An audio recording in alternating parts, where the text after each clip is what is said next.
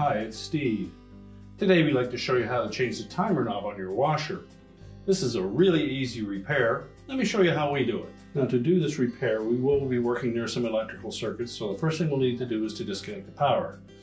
So we'll pull the washer far enough forward that we can access the plug. We'll unplug it. We'll also need enough room that we can remove the back panel. Now that we have access to the back of the washer, our next step will be to remove this back panel from the console. There are 3 screws across the top and 3/4 inch hex head screws across the bottom. So we'll just remove those Phillips screws from the top.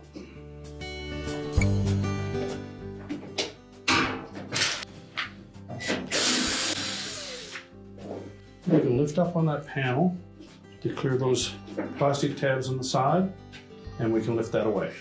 Now our next step in removing that timer knob is to locate the shaft at the back of the timer.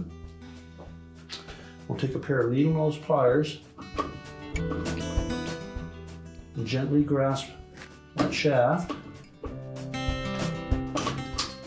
and just pull it out. You can then slide the knob off of the front. We'll discard the old knob.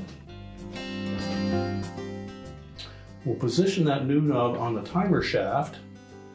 You'll take note that there is a slotted portion at the very bottom of that portion of the knob. We'll want to line that up with the flat portion of the timer shaft.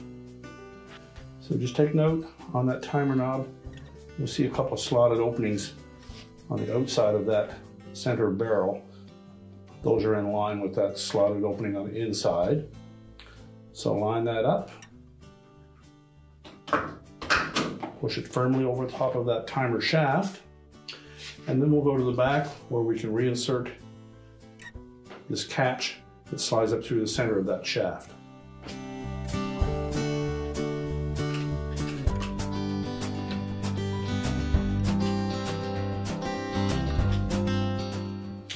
Now that shaft may or may not have come completely out of that timer.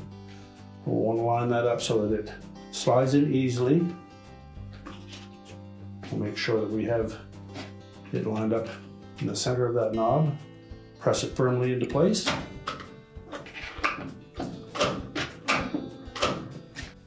And now we can put the back on the console again. So we'll take our panel, make sure that the top edge sits underneath the control panel.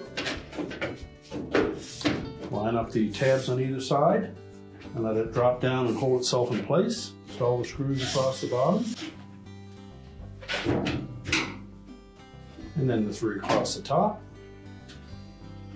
Now once we have that secure, we're now ready to reconnect the power, push the washer back into place, and your repair is complete.